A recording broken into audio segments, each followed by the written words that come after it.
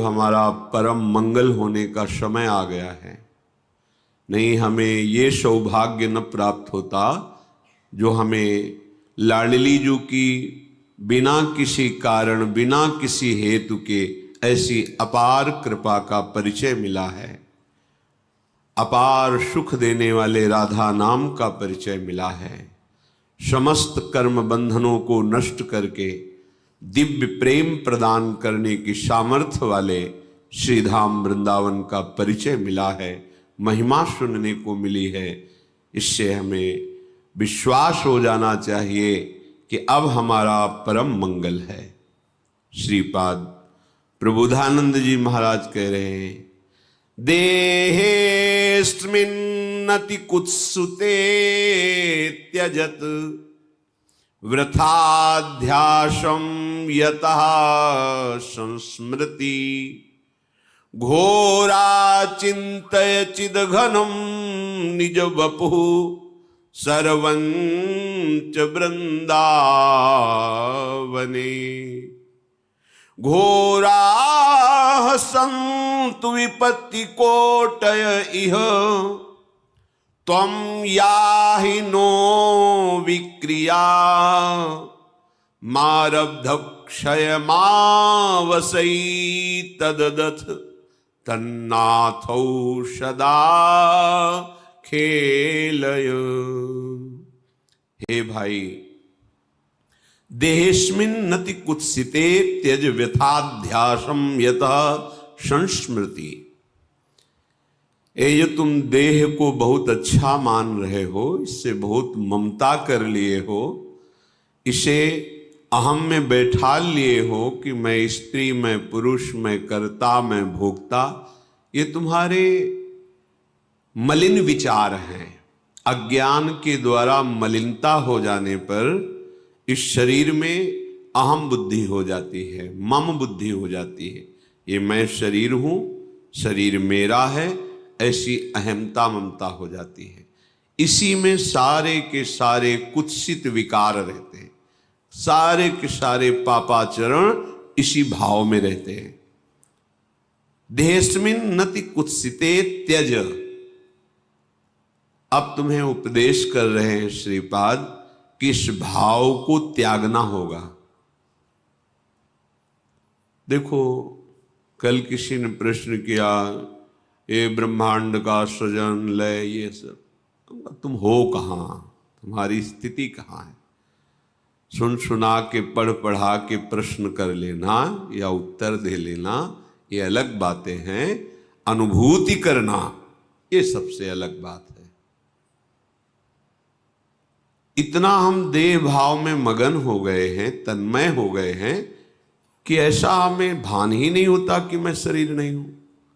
3.5 हाथ के शरीर में अपने हाथ से ना आप रह रहे हैं, फिर भी आपको अपना परिचय नहीं है। बहुत ज्ञानी बनते हो, बहुत प्रश्नकर्ता बनते हो, ऐसा लगता है कि तुम्हें सब शास्त्रों का ज्ञान हो गया है। पर हम और कुछ ज्यादा जानने की बात नहीं कहते। तुम अपने को जान लो, फिर सबको जान जाओगे। जानो अपने को। अपने को तो तुम देह माने हुए हो, अपने को तो तुम बुद्धि माने हुए हो। मैं बुद्धिमान, मैं ज्ञानवान, फिर तुम हो क्या? जब तुम अपना निर्णय नहीं कर पा रहे तो ब्रह्मांड का निर्णय क्या कर पाओगे? ये जब तक देह भाव है तब तक केवल सद असद क्रियाएं होती रहती हैं। ध्यान देना हमारी बात पर। उसे ब्रह्मानुभूति या भगवदानंद की छाया भी अनुभव में नहीं आएगी। यह अध्यात्म है, ये बुद्धि की धरा से नहीं, ये बुद्धि के लय होने पर होती है। और जितना ऐसा बुद्धि की ही ये चालबाजी है, जब तक हमारी बुद्धि तत्व में लय नहीं हो जाती, ब्रह्म में नहीं हो जाती, भगवत में नहीं हो जाती, तब तक विशुद्ध ज्ञान, परम शांति, परम सुख, परमानंद, ये सब केवल बातों में रहता है, अनुभूति में नहीं आता। इसलिए आदेश करते हैं, यदि तुम्हें सत्संग मिला है तो कम से कम थोड़ा तो विचार करना शुरू करो कि इस शरीर में नहीं हूं। ये हमें शरीर सेवा के लिए मिला हुआ है, बिल्कुल परम सत्य बात है। ऐसी कमाई करो अच्छे कर्मों की और उनको प्रभु में समर्पित कर दो। ऐसा संकल्प करो जगत मंगल के लिए, भगवत सेवा के लिए, और उसको प्रभु को समर्पित कर दो। ऐसा स्वभाव बना लो कि सबका हित, सबका मंगल और भजन, जीवन मुक्त हो जाओगे। जो परमहंसों को परमानंद की अनुभूति होती है वो आपके हृदय में स्फुरित हो जाएगी। इतना आनंद कि फिर और कोई चाह नहीं रहेगी। जैसे कोई तुम्हें जबरदस्ती विष खवावे तो तुम्हें कैसा लगेगा, उसके प्रति तुम्हारी कैसी भावना बनेगी। ऐसे ही जिसे भगवदानंद की अनुभूति का अंदर भाव आने लगता है कि मुझे भगवत प्राप्ति करनी, भगवदानंद में डूबना है, तो उसे विषय भोग देने वाला अंदर से वैसे ही लगता है जैसे कोई तुम्हें विष खवावे तो कैसा लगेगा। आप खाएंगे नहीं और बहुत ही उससे दूरी बनाने की इच्छा हो जाएगी। ऐसे ही इस मार्ग के पथिक के हृदय में ऐसी भावना होती। त्याजी नहीं, वास्तविक हृदय से कहता हूं, जिसे तुम सुख समझ रहे हो, जिसे अपने लोग सुख समझ रहे हैं भोगों को, ये केवल फसाव है, माया का एक भुलावा है, उसमें सुख नहीं है। सुख देखना है तो एक बार इस जन्म में निश्चय करो। इसी भुलावे सुख में आपने अनंत जन्म व्यतीत किए पर अभी तक आपके हाथ कुछ नहीं लगा। एक बार बात मान लो और ये जन्म प्रभु को दे दो।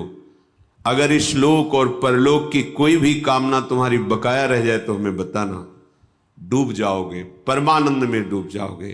तुम्हें सोचना नहीं पड़ेगा, सोच खत्म हो जाएगी। बिना सोचे सब वो होगा जो तुम करके सोच के भी नहीं कर पा रहे हो।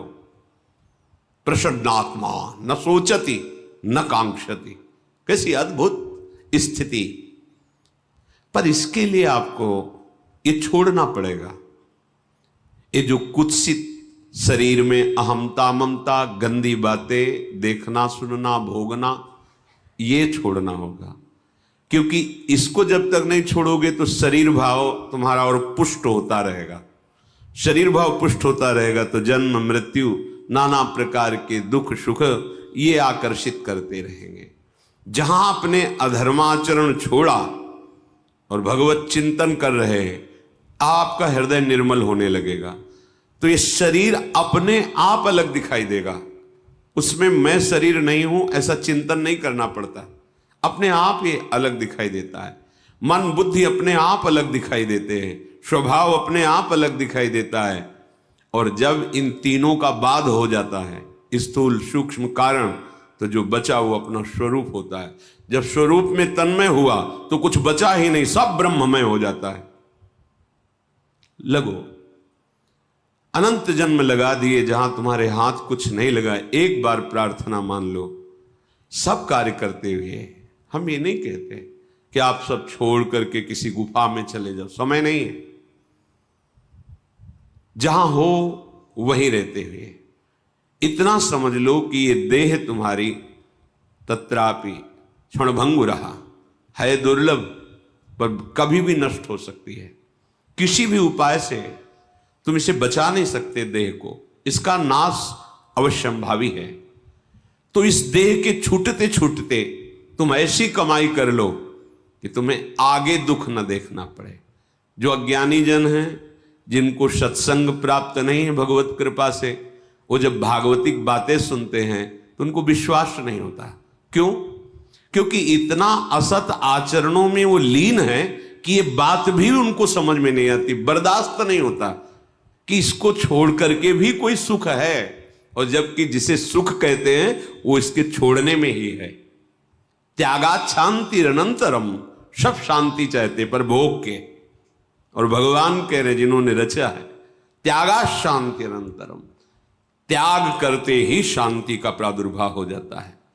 वो शांति जो किसी भी स्थिति में विचलित ना कर सके, उसका ज्ञान प्राप्त होता है इस शांति से। और उस ज्ञान से वो अपनी इंद्रियों को, मन को अंतर्मुख कर लेता है फिर जो उसे स्वरूप बोध होता है, फिर वो परम शांति मचिरेणाधिगच्छति। आप कोई भी द्वंद्व, महाप्रलय भी उसके हृदय में दुख पैदा नहीं कर सकती। ये है सुख जिसका कभी नाश नहीं होता। इसी की प्राप्ति केवल इस मनुष्य शरीर से है और किसी शरीर से नहीं। ये सब तो आप खुद देख लो, पशु पक्षी भोग रहे हैं, पशु पक्षी नींद ले रहे हैं, आहार कर रहे हैं, उनको भी भय है।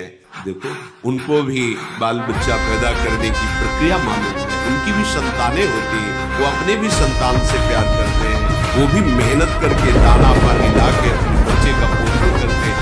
आप में और उनमें अंतर क्या रह गया? पशुओं में, पक्षियों में और आप में अंतर क्या रह गया? जिसके लिए सांप जय घोष करते हैं, दुर्लभो मानुषो देहो, बड़ा दुर्लभ मनुष्य देह। ये दुर्लभता है कि वो शरीर राग और भोग राग त्याग करके परमात्म चिंतन नहीं कर सकते। आप कर सकते हो, आप परमानंद की अनुभूति कर सकते हो। ये क्षुद्र ओस कणों से प्यास नहीं बुझेगी। एक बार हिम्मत करके इस दलदल से निकलने की चेष्टा करो। तुम्हारे अंदर है सामर्थ्य, तुम अपनी सामर्थ्य को सत्संग के द्वारा जगाओ और इस दुष्ट इंद्रिय और मन पर संयम करके इनको वापस करो, हृदय देश में लाओ।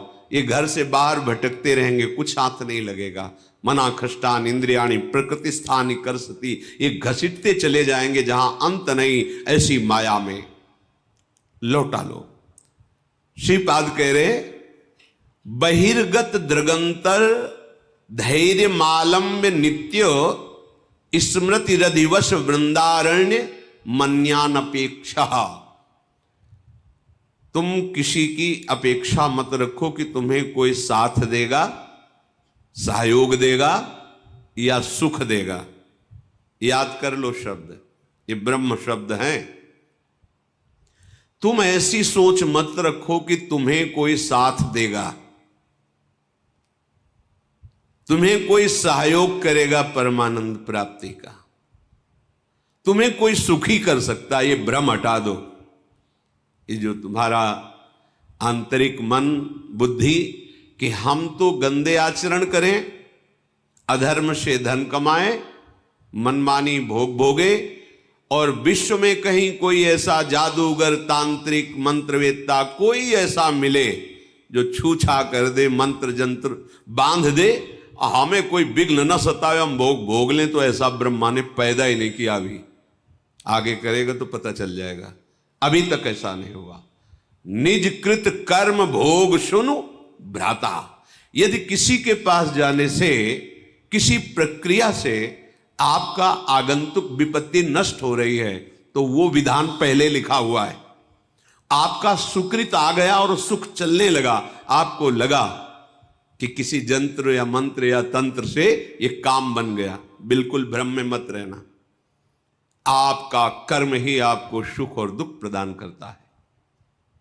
कौन काहू के सुख दुख कर दाता, निजकृत कर्म भोग सुन भ्राता। अब इस अध्यात्म की बात को कोई समझना चाहता है? नहीं। कोई ऐसा हवन कर दो, कोई ऐसा मंत्र, कोई ऐसा जंत्र, कोई ऐसा तंत्र, तुम तपस्या करके कोई ऐसा जंत्र बांध दो, कोई ऐसा मंत्र प्रयोग कर दो जिससे मैं सुखी हो जाऊं। फिर कह रहा हूं, ऐसा ब्रह्मा सृष्टि में रचा ही नहीं है। यहां जो रचना है वो भगवान के द्वारा। वो कह रहे, अवश्यमेव भोक्तव्यम कृतम कर्म शुभाशुभम। तुम्हें भोगना पड़ेगा अपने शुभ अशुभ कर्म। सामने खड़े हैं जो कर तुम अकर तुम अन्यथा कर तुम सर्व समर्था ईश्वर, वो सामने खड़े हैं और अर्जुन से कह रहे हैं, अपनी स्थिति ऐसी बनाओ कि कोई दुख तुम्हें व्याकुल न कर पावे, कोई सुख तुम्हें आए हर्षित न कर पावे। सुख दुख में तुम्हारी समान स्थिति हो, कोई विकार तुम्हारे हृदय को व्यथित करे और उसे तुम सह जाओ, तो तुम परम पद के अधिकारी हो जाओ। सामने परम पद विराजमान है, इनको सहो। जंत्र नहीं बांधा, कोई वहां धागा नहीं बांधा। क्या कह रहे हैं? तास्तित क्षस्व भारत सहो, ये आगमा पाइनो अनित्यास, ये नाशवान है, इनको सह जाओ। यम ही न व्यथ्यंते ते पुरुषम पुरुषर्षभ सम दुखा सुखाधीरम स्वमृतत्वाय कल्पते। अमृत पद का वही अधिकारी है जो सुख दुख को समान भाव से सहकर निरंतर भगवत चिंतन परायण। ये जन्म है मनुष्य का, इसीलिए मिला है। अरे बातुल भूत विवश मतवारे, भोगों में मतवारे, रजोगुणी तमोगुणी वृत्ति धारण करने वाले अध्यात्म को स्वीकार करेंगे क्या? अगर स्वीकार कर ले तो अभी मंगल हो जाए। उनकी समझ में आएगी ये बात, सब ऐसे ही है, क्योंकि उनको सत्य संसार लग रहा है, उनको मैं शरीर लग रहा है, भोग उनको सुखद लग रहे हैं। अब उस सुख को प्राप्त करने के लिए धर्म अधर्म कुछ नहीं देखना, बस भोगना है। ऐसे लोग कहीं अध्यात्म की बातों को समझते हैं, अध्यात्म उनके हृदय में कहीं प्रकाशित होता है सामर्थ्य, पर वो स्वीकार नहीं कर सकते। इसलिए बहिर्गत दृगंतर धैर्य मालंब, ये बाहरी दृष्टि छोड़ो, धैर्य पूर्वक चलो। इस मार्ग में या इस जन्म में जो हमें भगवदानंद की प्राप्ति करनी, बहुत हिम्मत वाला बनना है, बहुत सहनशील बनना है, बहुत धैर्यवान बनना है। ये मन इंद्रियां आपको विचलित करेंगे, जलाएंगे, आप चुपचाप शांत। एक अंतर की बात कह रहे हैं, कामादि दोषों को शमन करने की अनुभूत बात। आप किसी से कहो मत कि मुझे कोई विकार आ रहा है, मेरी बात मान लेना। यह हम अपने हृदय की बात कहते हैं, किसी से भी मत कहो कि मेरे अंदर विकार आ रहा है। उससे क्या होगा? जब आप किसी से कहते हो, स्वीकार कर लेते हैं कि मेरे अंदर काम बहुत पीड़ा पहुंचा रहा है, तो उसकी सत्ता दृढ़ हो जाती है। ये तुम्हारी समझ में नहीं आएगी बात। ये असत हैं, इनका अस्तित्व तो नहीं है, नासतो विद्यते भाव, इनका कहीं भी भाव नहीं है ही नहीं। ये तुम्हारी स्वीकृति से, तुम्हारे चिंतन से हैं। अगर आपने कह दिया तो इनकी सत्ता दृढ़ हो जाती है, फिर ये और परेशान करते हैं। ना होने पर भी ये ठूंठ का भूत है, शांत। हृदय जल रहा है, हृदय में प्रेरणा हो रही, गंदी दृष्टि करो, गंदी बात देखो, गंदी क्रियाओं में सुख, शांत। ना कोई चेष्टा और ना किसी को समझने दो, अपने आप अंदर ही भस्म हो जाएंगे, क्योंकि आपके हृदय में परम लक्ष्य भगवत प्राप्ति का और नाम जब सत्संग चल रहा है, शांत हो जाएंगे।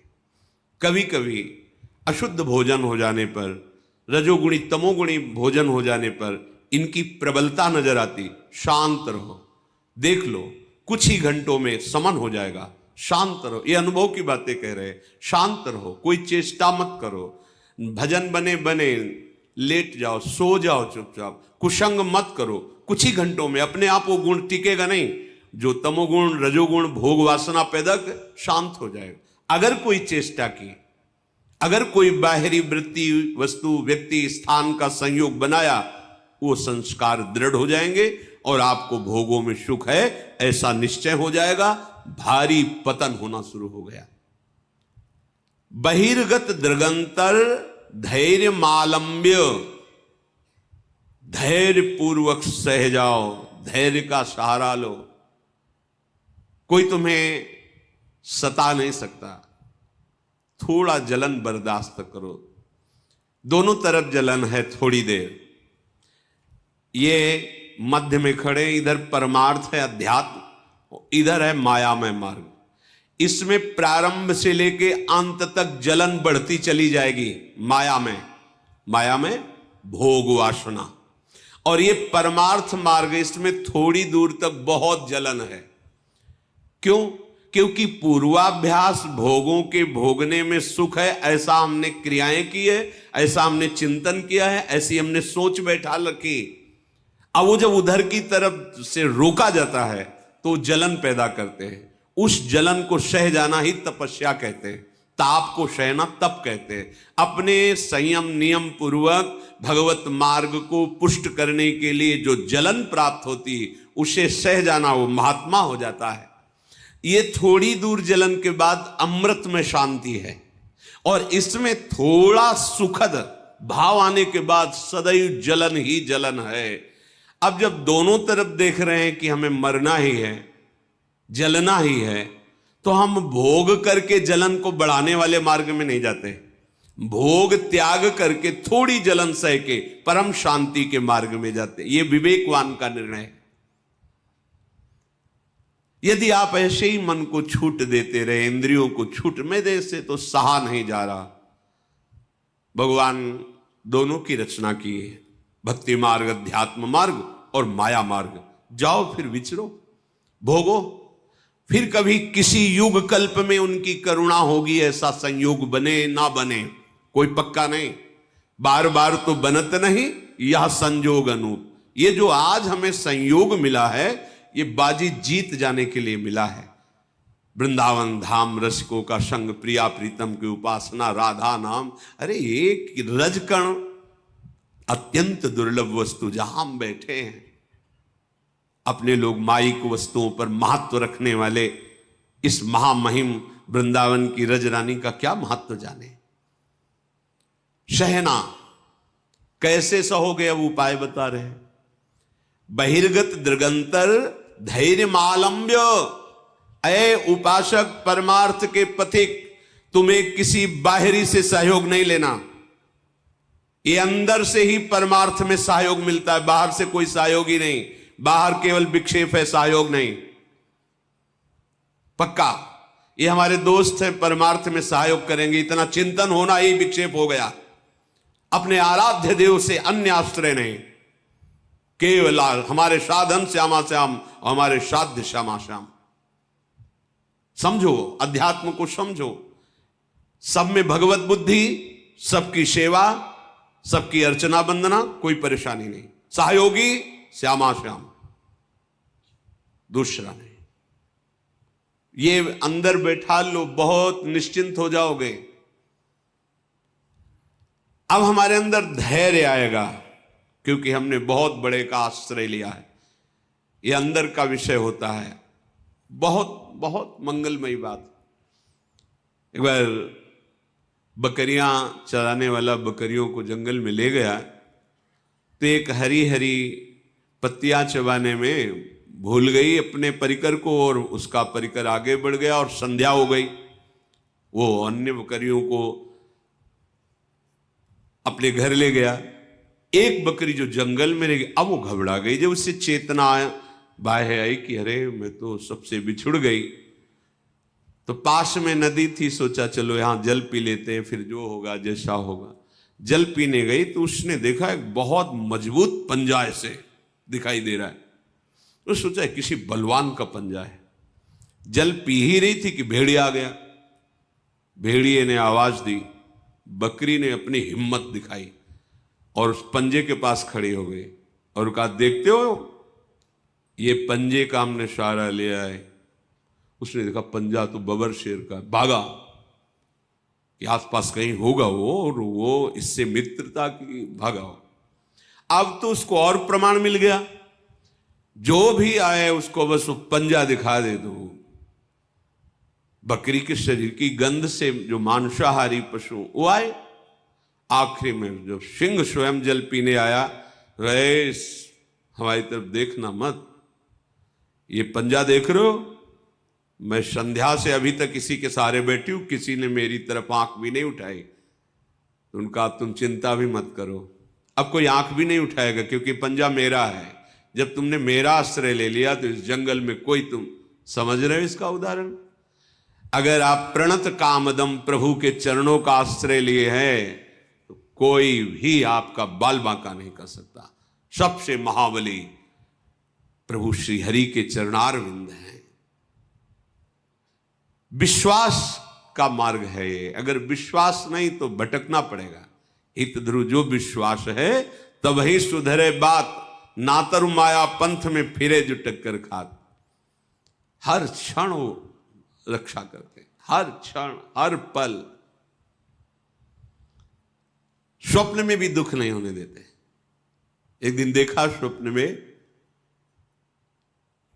चारों तरफ से समुद्र उफान कर रहा है, भारी वर्षा हो रही, नगर डूबते चले जा रहे हैं, उनमें हम भी सब डूबते चले जा। अभी घबराहट पैदा हुई, स्वप्न है, घबराहट एकदम पैदा हुई। एक बालक इतना बड़ा जाता है, अंगुली पकड़ता है, चलो हमें वो मार्ग पता है जहां ये समुद्र तुम्हें डुबो नहीं पाएगा, दौड़ो हमारे साथ। अचानक